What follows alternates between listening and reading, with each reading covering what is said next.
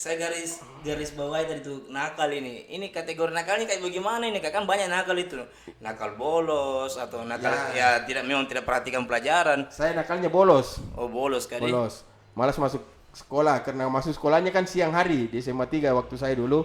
Ya, sorry Kak, tadi SMA-nya itu tahun 2000 berapa? Saya SMA di tahun 2094. Oh, 94 Kak ya. Bolos Kak 91 sampai 94. SMA-nya. Ya, sejak di kelas 2 saya sudah mulai rajin lagi. Karena saya tahu orang tua saya juga kasihan tiap hari dipanggil sama guru BP.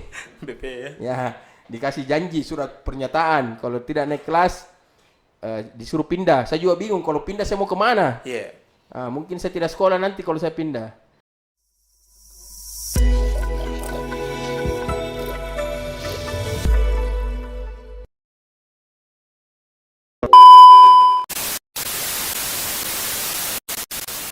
Assalamualaikum warahmatullahi wabarakatuh. Kembali lagi di Itawa podcastnya Marus TV bersama saya Andi Mufli aja. Bukan, itu tagline-nya Rama ya. Itu Rama aja. Kalau saya Andi Mufli Tawamu. Ya, jadi karena ini podcastnya Itawa, kembali bersama saya Andi Mufli Itawamu. Luar biasa. Sore hari ini saya bersama siapa kira-kira? Siapa yang tidak kenal dengan Bapak M Ferdiansyah? Ya, assalamualaikum warahmatullahi wabarakatuh. Waalaikumsalam warahmatullahi Ya, wabarakatuh. saya panggil apa gini? Kakak, brother atau apa ini? Biar lebih nih. Panggil Pak Ferdi aja. Pak Ferdi, siap Pak Ferdi. Selamat sore Pak Ferdi. Selamat Ya, sore. bagaimana kabar tak? Alhamdulillah baik. Baik, Pak Ferdi. Ini kita undang ke podcastnya Marus TV. Kita mau lebih mengenal siapa sih sebenarnya ini Pak Ferdi. Dan tentunya di Kabupaten Maros, mungkin masih ada yang belum kenal sekali yang namanya Pak Ferdi. Jadi kita boleh perkenalan dulu sebelum kita tanya-tanya yang lain. Boleh Kak? Baik, mungkin perkenalkan diri dulu. Ya, nama saya Ferdiansyah. Biasa dipanggil saya di Pak Ferdi. Sekarang saya di pemerintah Kabupaten Maros menjabat selaku Kepala Dinas Kebudayaan dan Pariwisata. Selanjutnya saya juga menjabat pelaksana tugas Dinas Perhubungan Kabupaten Maros.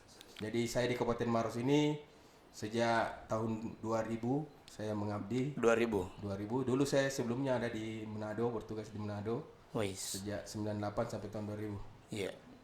Kalau background dari pendidikan mungkin Kak Ferdi dari SD mungkin di mana, terus besar SMP sampai SMA di mana? Jadi saya SD di Makassar di Perumnas. Saya SMP di SMP 13 Makassar. Selanjutnya saya SMA 3 Makassar. Setelah itu saya melanjutkan pendidikan di Sekolah Tinggi Pemerintahan Dalam Negeri. Memang sekolah ilmu STPN. pemerintahan Ya, di tahun 94 selesai 98. Oh, begitu Kak. Baik. Ini Kak Ferdi, banyak sebenarnya yang mau saya tanyakan tentang hobi, mungkin sampai yang viral-viralnya berita-berita di Maros ini mungkin saya tanyakan nanti ke Pak Ferdi. Nah, salah satunya itu saya lihat kini kita hobi bersepeda, saya lihat ini.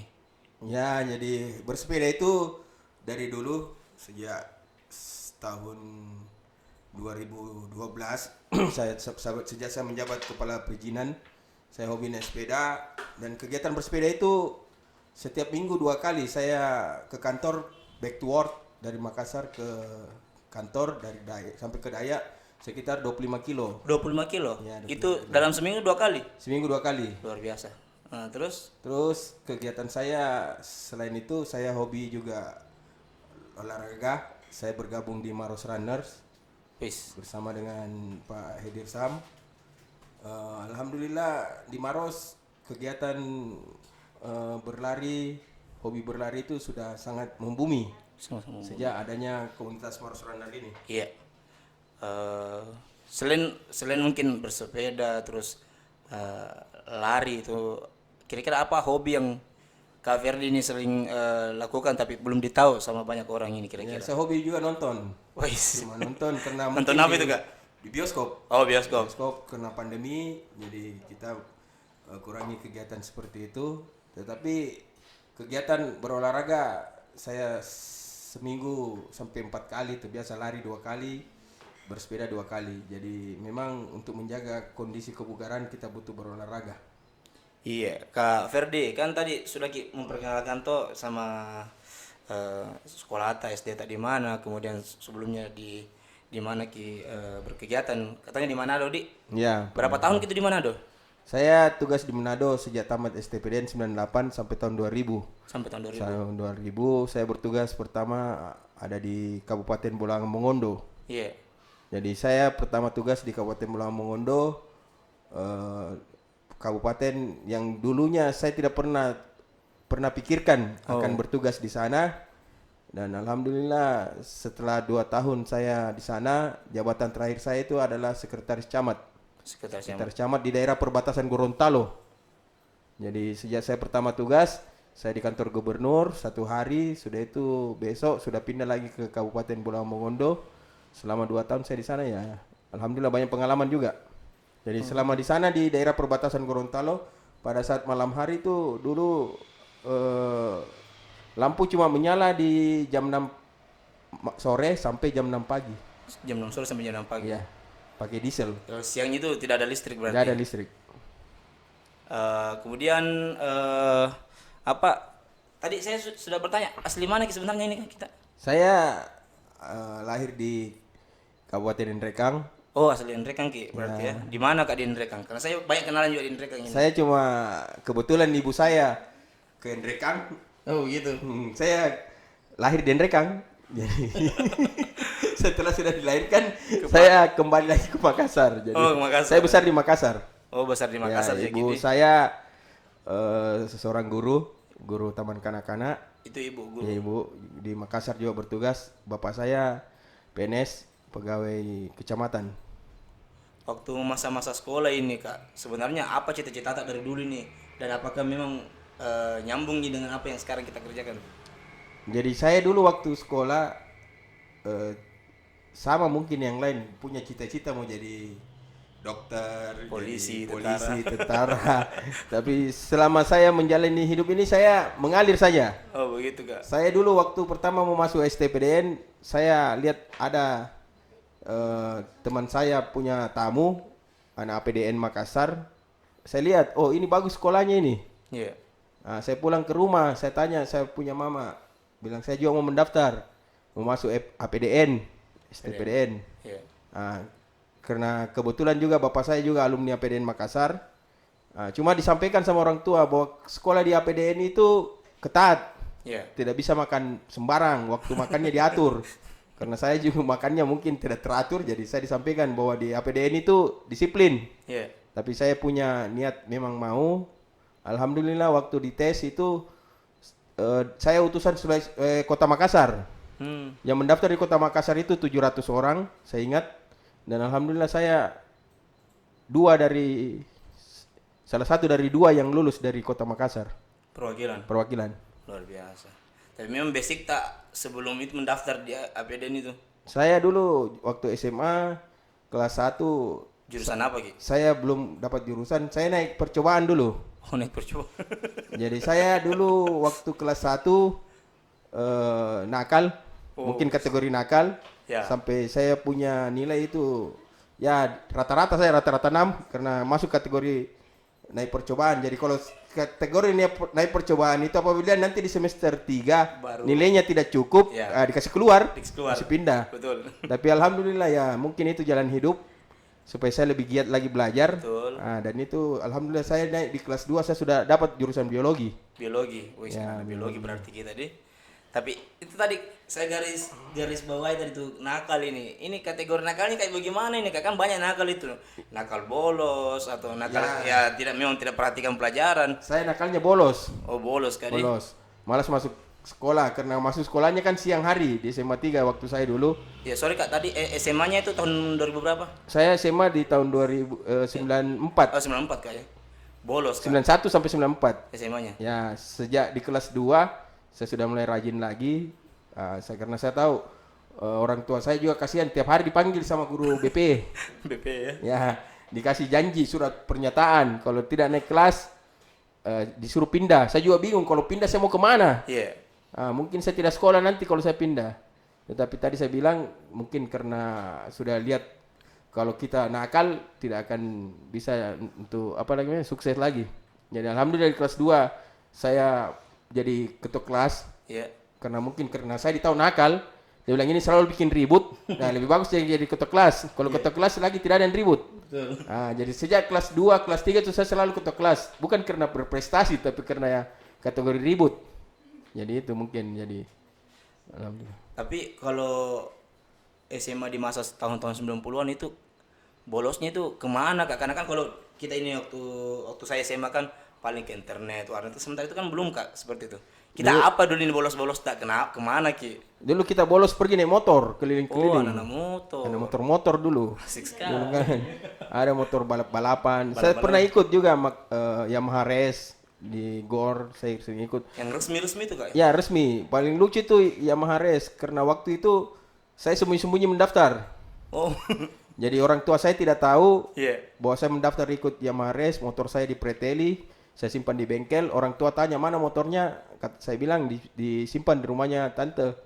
Tapi Padahal pas dipreteli tuh. ya preteli, pas saya mau di garis start, saya kaget waktu mau start, ada orang tua saya di Mati aja. podium situ juga lagi nonton. Waduh, saya bilang mati ketahuan kita ini. Yeah. Jadi saya tetap cuek saja.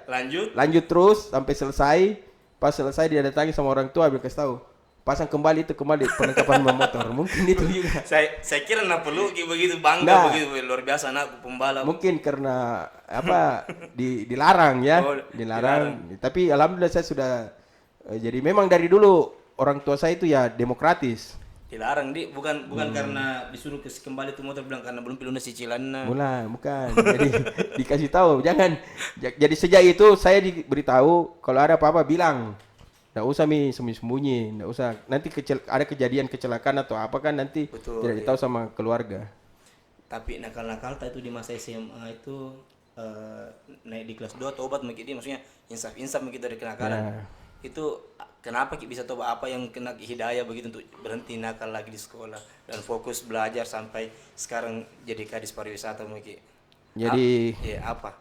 Jadi saya sampaikan bahwa saya biar bagaimana juga kita kan pasti sadar Iya. bahwa kalau kita begini terus ya pasti tidak ada masa depan. Betul, Kak. Saya mungkin dikasih penjelasan karena tadi saya sampaikan bahwa biar sepatu orang disuruh pakai sepatu hitam, saya pakai sepatu putih memang. Oh. Saya memang sepatu saya banyak diambil sama guru BP. Jadi ada juga kejadian yang bikin ini saya sampai pernah dikeluarkan di kelas. Itu guru tidak mau mengajar kalau saya ada. Sampai itu guru suruh panggil orang tua saya dan ternyata yang dipanggil itu orang tua saya ketika menghadap itu sepupunya saya punya orang tua. Dia kaget. Iya. Dia bilang kenapa? Oh, saya bilang mau menghadap sama siapa? Bilang saya menghadap sama ibu guru PMP. Iya. Bilang saya guru PMP kelas berapa? Kelas 17. Bilang anak itu bilang langsung saya dimarahin bilang kau paling saya punya kemenakan baru kau yang paling nakal lah. itu karena tidak ini ya gara-gara sepatu hitam gitu. Ya, sepatu putih. Sepatu putih. Ya. Oh, berarti dari dulu Ji memang karena memang saya perhatikan gini Pak Kadis pariwisata di kebudayaan dan pariwisata ini luar biasa dari stylenya, kemudian pakai sepatu warna-warni juga kalau kerja di tempat kantor segala macam kan sering saya lihat perhatikan gitu Kak. Berarti memang dari dulu sudah modis kayak jangan pernah ini jadi role model mungkin cover majalah. Tidak ada. Nggak ada kali. Jadi saya itu sejak di Dinas Kebudayaan dan Pariwisata saya punya penampilan kita rubah. Iya. Yang dulunya orang Dinas Kebudayaan dan Pariwisata itu kaku kesannya. Kemana-mana pakai pangkat, Iya. tanda jabatan. Kita kan ingin berbaur dengan Betul. para pelaku pariwisata dan biar lebih santai juga. Iya. Karena ketika kita bertemu dengan orang berkomunikasi, kita bisa beradaptasi.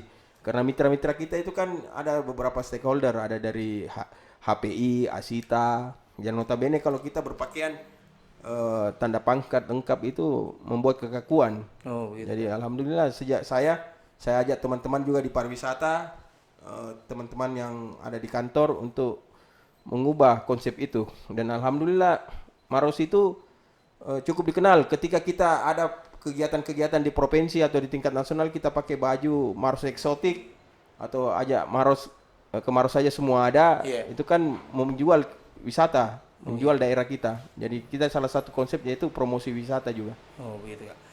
Kembali ke masa-masa SMA tak lagi nih Kak. Apalagi kita tadi sudah menjelaskan kalau kita anak-anak motor, terus biasa sering pakai sepatu putih ke sekolah. Berarti memang modis ini orangnya, toh artinya sepertinya ini pasti banyak ini fans-fans ini cewek-cewek mungkin ini waktu masa-masa SMA dekat sama kita atau memang antri memang kapan perempuan-perempuan di SMA dulu kak foto kak sama kak gimana kak? Jadi dulu waktu saya SMA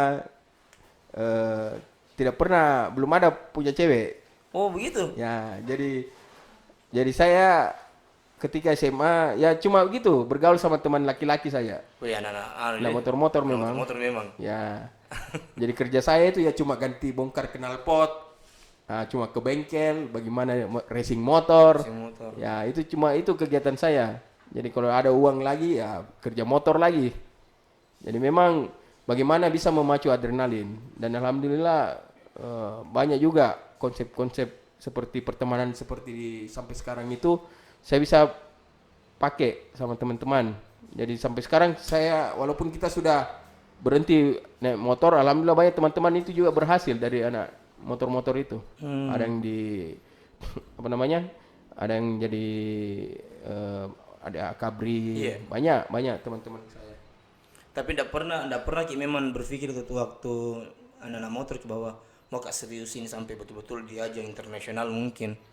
Motornya. Tidak. Jadi ini memang yang saya alami ini mungkin alur proses kehidupan selaku begitu anak kan? muda. Iya. Prosesnya dan alhamdulillah saya sekarang itu kalau naik motor pelan-pelan. Karena saya selalu berpikir sudah tomma. Betul. Toh, jadi mungkin yang sering balap-balap itu kalau ada yang baru itu. Baru itu.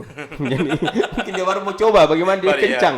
Tapi kalau kita ini kan sudah dilewati, sudah Mi. Jadi tidak usah kita pelan-pelan saja. Iya. Sama juga kalau kegiatan biasa saya itu kan paling cepat tidur kalau malam. Iya. Jam 9 itu saya sudah tidur. Oh. Iya. Cepat tidur. Saya kurang kegiatan untuk kumpul-kumpul kalau malam. Lagi kalau nongkrong-nongkrong, Iya. mungkin saya bukan hobi seperti itu. Itu tadi saya sampaikan, mungkin di waktu muda saya itu sudah selesai semua. Oh sudah terlewati. Sudah biasa, ya. lewati. Dulu saya biasa tidak pulang juga di rumah. Weh. Jadi saya biasa tidak pulang di rumah. Saya cuma mengabarkan orang tua, biasa 2 hari baru pulang. Jadi biasa. memang saya Anak nongkrong. ya ada nongkrong-nongkrong memang. Makanya tidak sempat punya pacar dulu. Oh gitu. Nanti waktu STPDN ya baru. Oh berarti di jenjang STPDN begini baru mulai namanya mengenal cinta atau asmara kali. Nah, Siapa orang pertama yang beruntung kenal sama Pak Ferdi? Kira-kira siapa ini? Kalau nggak mau sebutkin namanya, sebut orang asli mana, orang mana ini cinta pertamanya ini. Bisa tidak disebut namanya, tapi kira-kira orang mana yang beruntung ini kenal? Wih, luar biasa loh. tidak beruntung itu namanya kalau cinta pertama baru tidak dinikahi. Tidak, bukan ke artinya. Karena yang beruntung itu siapa yang ditemani nikah. Itu Oh, begitu kan ya? Iya. Kalau istri tak STPDN juga tuh Ya, jadi saya punya istri kebetulan orang Maros. orang Maros ya? Ya, istri saya Ria orang Maros. Iya. Saya kenalnya di Makassar. Oh, ketemu di Makassar. Ya, dulu kan kerja di Umur? bank dulu. Oh, sudah kerja waktu. Ya, kerja di Bank Mandiri. Saya juga kebetulan ada urusan di bank jadi kenal di sana. Oh, ketemu dengan nasabah ya. Ya. Jatuh cinta pada nasabah pertama, saudara. Tapi dulu waktu saya kenal, saya tidak kasih tahu bahwa saya kerja di Maros. Oh, begitu. Saya tidak pernah kasih tahu. Jadi saya waktu ketemu kenalan, saya dulu kuliah di Unhas. Kuliah Ki, ya. Jadi saya ditanya kerja di mana, saya bilang mahasiswa, saya kasih lihat kartu mahasiswa saya. Dan percaya karena memang mendaftar mahasiswa saya program tugas belajar. Iya. Nanti suatu waktu ada telepon buat saya ditanya dia lagi di mana, saya bilang lagi di tempat kerja. Dia bilang, kerja ya? Saya datang di sana, saya tidak sadar, saya pakai baju dinas. Oh. Wah ternyata PNS, kenapa tidak bilang? Wah dia marah, kenapa tidak bilang? Situ di awal mula ketemunya situ Kak ya. Ya sudah ketemu memang, cuma sudah pacaran, tapi saya tidak pernah menyampaikan bahwa saya ini disembunyikan STPDN. STPDN-nya. Tidak pernah. Luar biasa saya. Ya. Jadi sistemnya begitu, kita cuma memperkenalkan kalau saya ini mahasiswa Ji. Ya, Tapi ujungnya ketahuan. ya ketahuan karena saya juga sendiri yang datang pakai baju dinas, saya tidak tahu, bilang karena dipanggil cepat, bilang kita ketemu dulu. Sebenarnya enggak marah loh kalau begitu, malah bagus kelihatan. Ya karena mungkin dibohong itu. Oh. Oh begitu triknya, memang laki-laki kayaknya sederhana gitu kan. Ya, Ketahuan oh ternyata PNS begitu ya, luar ya. biasa Pak Ferdi ini. Nah, Pak Ferdi mengenai Dinas Kebudayaan dan Pariwisata ini, kita kan tadi bilang ada tagline yang selalu kita bawa di baju kaos tak, yang selalu menempel Kemaros apa? Ayo Kemaros ya. Kemaros aja Kemaros semua aja ada. semua ada. Ya. Kemaros aja semua ada. Ini apa makna dari kata-kata ini? Kemaros aja semua ada. Artinya kalau universal ini bahasanya semua ada. Artinya kalau makna tersendirinya dari Dinas Kebudayaan dan Pariwisata seperti apa yang tagline Kemaros aja semua ada. Jadi tagline Kemaros aja semua ada itu untuk mengupdate tagline sebelumnya yaitu Ayo Kemaros. Oh, memang Itu tagline sebelumnya kalimatnya Ayo Kemaros. terlalu sederhana. Iya. Jadi teman-teman dari Dinas Kebudayaan dan Pariwisata kita buat tagline yang baru, Kemaros aja semua ada, karena seperti kita ketahui bahwa Maros ini secara geografis ada di pegunungan, di perkotaan, dataran rendah, dan ada di lautan. Iya. Jadi ada daerah pesisir. Daerah pesisir. Jadi kita memang punya lengkap di tempat Lengkap, ya. wisata. Baik, jangan kemana-mana, kita akan lanjut di segmen kedua di Itawa podcastnya Maros TV.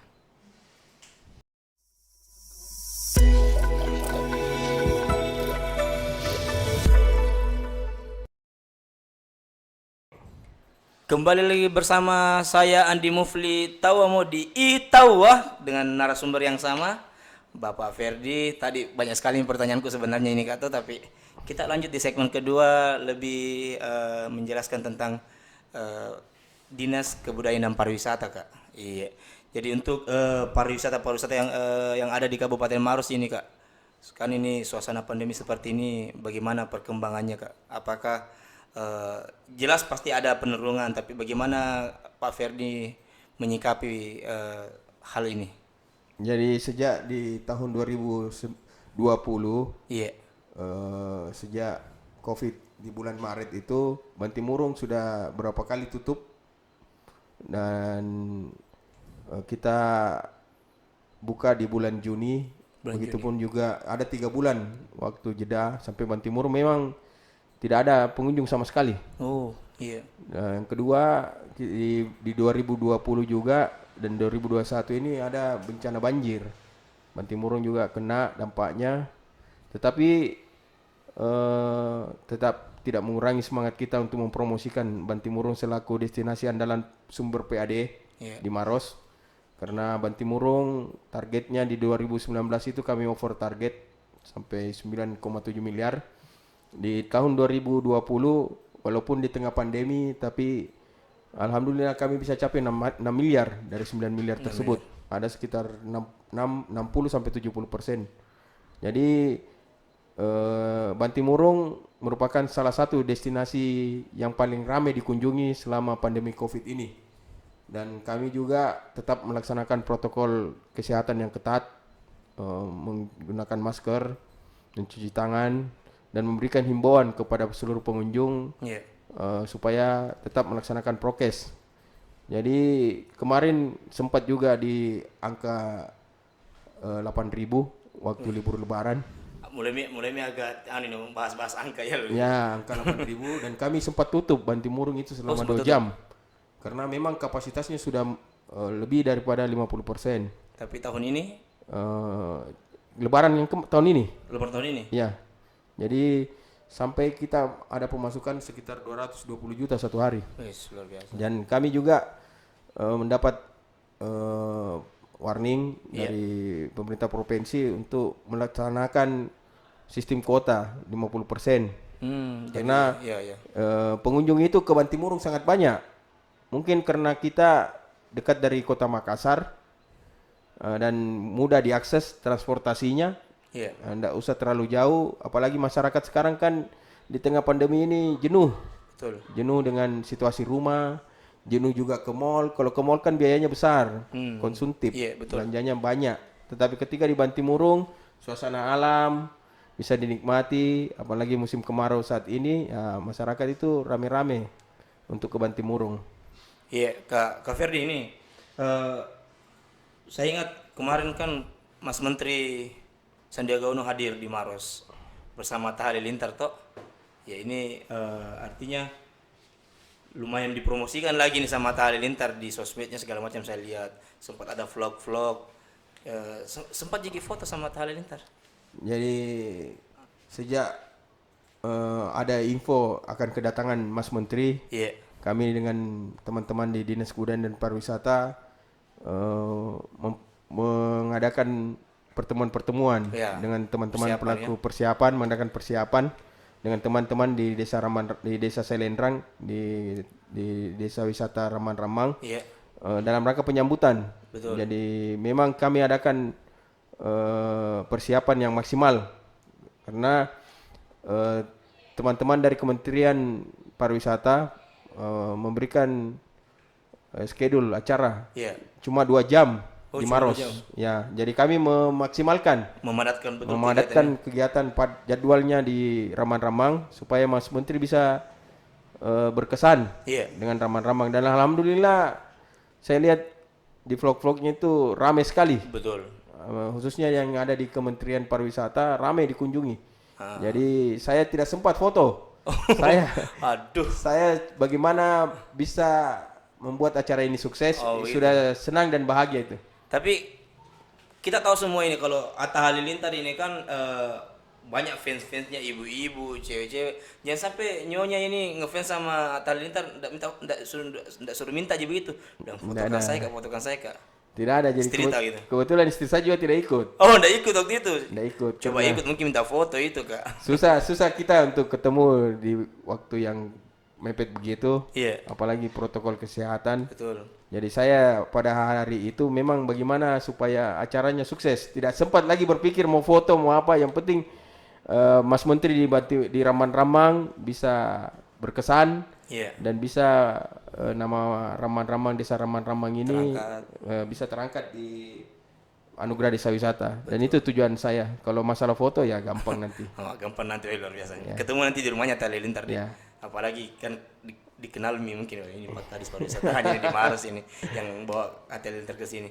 Tapi ini kembali lagi flashback sedikit tadi masalah asmara tak dengan istri tak ini kemarin perkenalan tak awal-awalnya tuh begitu Kak.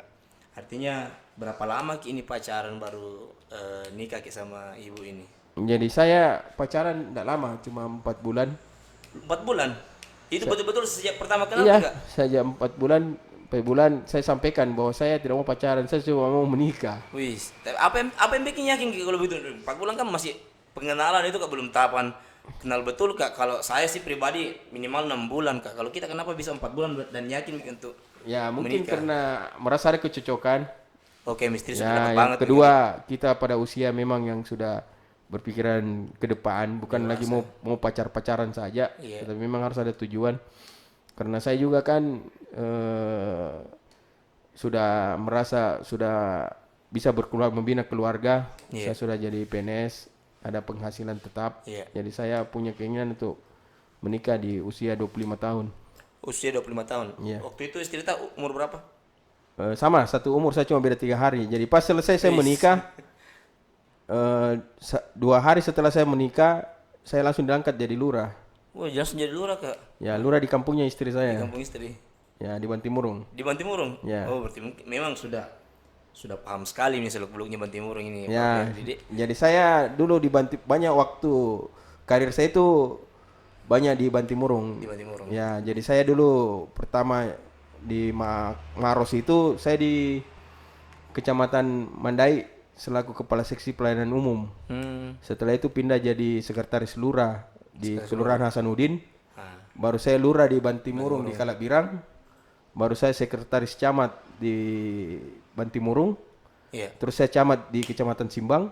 Oh, Camat Simbang. Nah, baru saya kepala kepala bagian, pernah kepala bagian sosial Kesra. Iya. Setelah itu saya kepala kantor pelayanan terpadu satu pintu perizinan PTSP. Nah, setelah itu saya sekretaris Dinas Pendapatan Daerah. Iya. Sudah itu sekretaris Badan Pengelola Keuangan Daerah, dan sudah itu menjadi kepala Dinas Tenaga Kerja. Jadi sudah itu melalang buana lagi. Saya alhamdulillah diberikan amanah Pak Bupati untuk jadi menjabat beberapa jabatan dinas PLT. PLT. Ya, ada PLT dinas sosial, PLT dinas tenaga kerja, dan alhamdulillah sekarang PLT dinas perhubungan. Dinas perhubungan. Iya. Ini siapa nama istri tak lagi? Ria. Ria. Ini Karya ini berarti juga mengikuti sekarang trennya kita di hobi. Kalau kita naik sepeda, dia juga naik sepeda hobi. Jadi begini, kenapa sampai saya ajak juga bersepeda? Supaya kita jangan terlalu sering ditanya, di mana ini? Jadi kalau dia ikut, tidak akan ditanya lagi.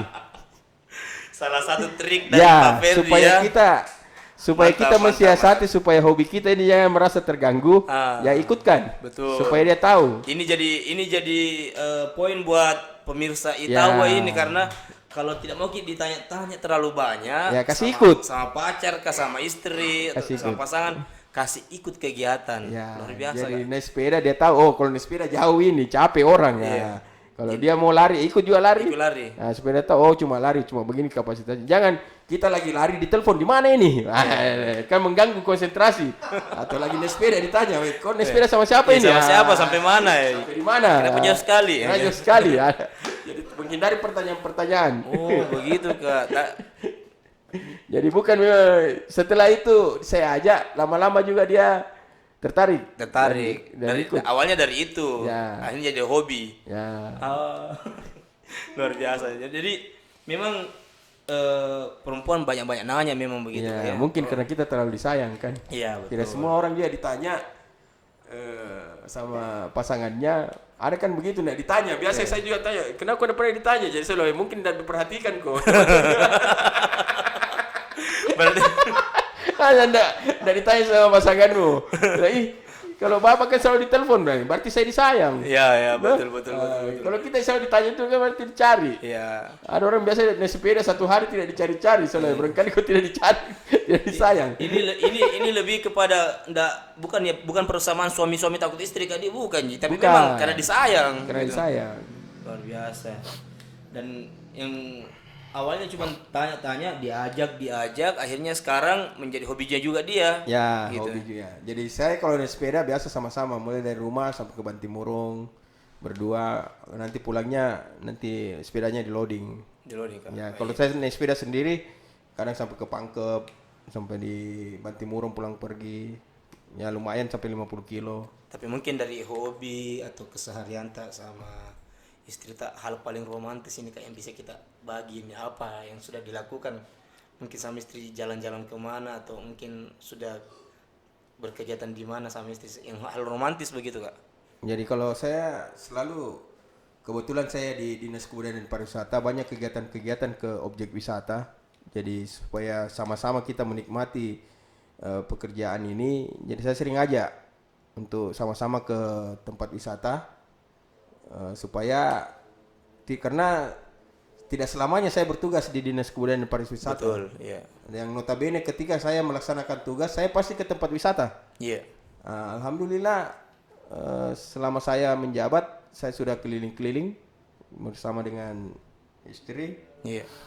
Biar dia juga menikmati. Karena kalau nanti saya pindah tugas di dinas yang lain, pasti kan bukan di tempat objek wisata saya datangnya. Betul. Pasti di rapat, tempat pertemuan. Betul. Dan tidak menutup kemungkinan istri saya pasti tidak mau ikut untuk itu. Baik. Kak Ferdi, ini mungkin beberapa pertanyaan terakhir di untuk podcast kali ini. Kira-kira gini Kak, kira-kira kalau Pak Bupati berikan kesempatan untuk memilih di dinas apa yang kita mau selanjutnya ini, apakah mau tetap di Dinas Kebudayaan dan Pariwisata atau ada di dinas-dinas lain? Jadi saya selama bertugas di Maros, alhamdulillah sudah 19 kali mutasi. Dan itu mungkin agak berbeda saya. Saya itu ketika sudah menduduki jabatan 2 tahun, paling lama 3 tahun, ada rasa jenuh.